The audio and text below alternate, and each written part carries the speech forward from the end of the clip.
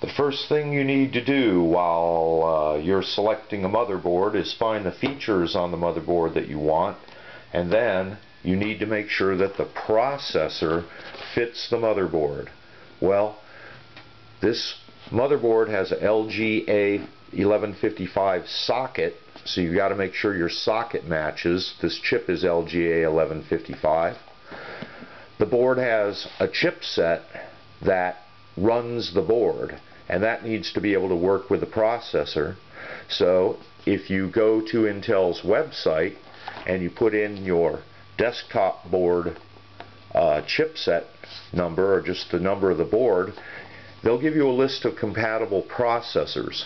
Now in this case they had this one listed under first generation processor, but it is in fact a second generation processor. So it was a little alarming seeing that on their site. However, if you punch in the actual product code or the Intel part number, which is a little number, this one's 910679, and the product code starts with BX whatever I5 2500K, you'll get all the ability to click a link and ask it what motherboards go with the processor. So you just check it both ways. Look for the motherboard number, see what the compatible processors are, look at the processor number, see what the compatible motherboards are.